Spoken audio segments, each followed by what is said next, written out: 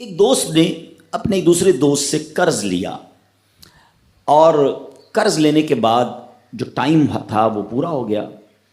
اب پیسے اس نے نہیں لوٹائے. بڑی کوشش کی اس نے کہ بھائی میری رقم واپس دے دیں, اس نے نہیں دیا.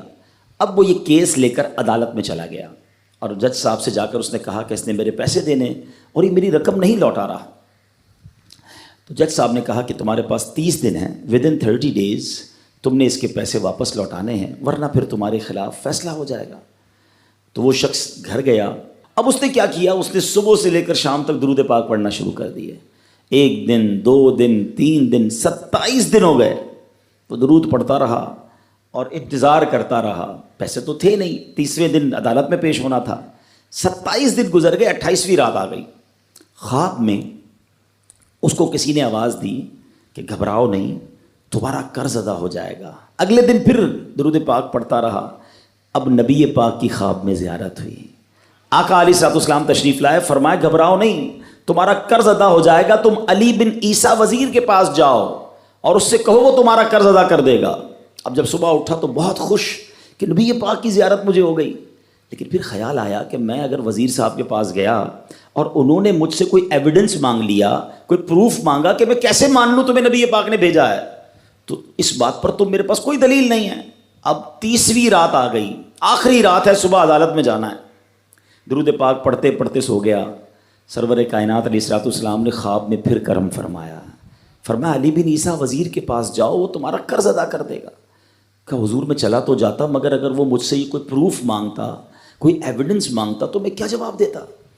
پیارے آقا علیہ الصلوۃ والسلام نے فرمایا کہ ایسا کرو, اسے یہ کہنا کہ آپ کا ایک راز ہے جو آپ جانتے ہیں اور رب جانتا ہے, اور وہ راز یہ ہے کہ آپ روزانہ فجر کے بعد 5000 بار درود پاک پڑھتے ہیں, اور جب تک درود پاک مکمل نہیں ہوتے آپ کسی سے بات نہیں کرتے.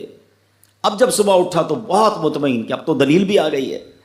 پہنچ گیا صبح علی بن عیسیٰ وزیر کے پاس. اس کا دربار لگا ہوا ہے. اس نے پیغام بھجوایا کہ میں علی بن عیسیٰ وزیر صاحب سے اکیلے میں ملنا چاہتا ہوں, پیغام لایا ہوں. درباری نے آ کر پوچھا, وزیر صاحب پوچھ رہے ہیں کس کا پیغام لائے ہو؟ کہا میں نبی پاک علیہ الصلوۃ والسلام کا پیغام لایا ہوں. فوراً وزیر صاحب نے بلا لیا. کہا فرمائیے. کہ مجھے میرے آقا علیہ الصلوۃ والسلام نے کہا ہے کہ آپ میرا قرض ادا کر دیں. میں 3000 دینار کا مقروض ہوں. Today is the last day in the court. آج مجھے کورٹ میں پیش ہونا ہے. اگر آج میں نے اپنا قرض ادا نہ کیا تو مجھے جو ہے وہ سزا ہو سکتی ہے. علی بن عیسیٰ کہتا ہے میں بالکل آپ کا قرض تو ادا کر سکتا ہوں, مگر مجھے کیسے پتہ چلے, کوئی دلیل ہے, کوئی پروف ہے کہ آپ کو نبی پاک علیہ الصلوۃ والسلام نے بھیجا ہے؟ کہتا ہے ہاں, خالی ہاتھ نہیں آیا, آقا نے دلیل بھی عطا فرمائی ہے. اچھا بتائیے کیا دلیل ہے؟ کا دلیل یہ ہے کہ آپ کا ایک راز ہے جو صرف آپ جانتے ہیں اور آپ کا رب جانتا ہے. 5000 ٹائمز ڈیلی آپ درود پاک پڑھتے ہیں فجر کے بعد, اور جب تک یہ درود پورے نہیں ہوتے آپ کسی سے بات نہیں کرتے.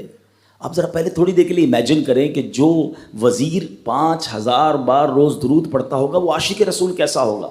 اس کی تو لاٹری نکل آئی نا, وہ تو خوشی سے جھوم اٹھا, کہتا ہے مرحبا یا رسول اللہ, میرے درود پاک قبول ہو گئے, بہت خوش. اب ابھی بیٹھے ہیں آپ, کمرے میں گیا, واپس آیا اور 3000 نہیں 9000 دینار لے کر آیا.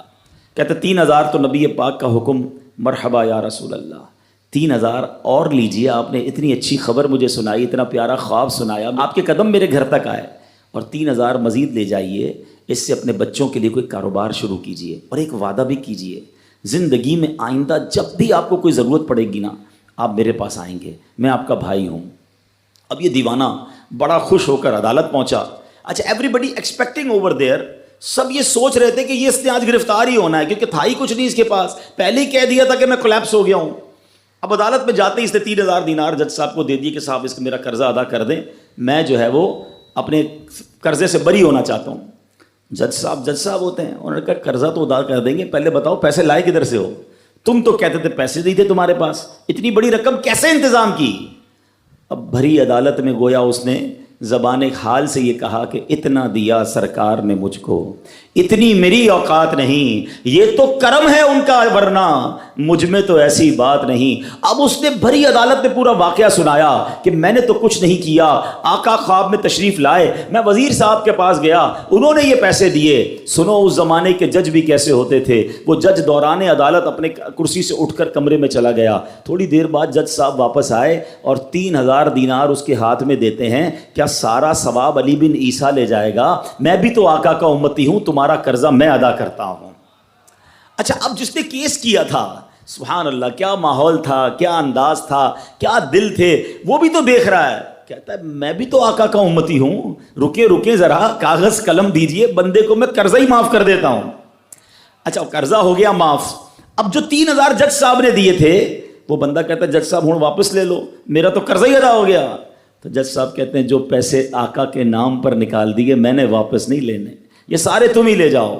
اب یہ 12000 دینار لے کر یہ عاشق رسول جھومتا ہوا اپنے گھر پر جا رہا ہے۔ اے میرے پیارے اسلامی بھائیوں، ایک رات پہلے ایک سنگل پینی اس کے پاس نہیں ہے، اور اگلے دن 12000 دینار ہیں۔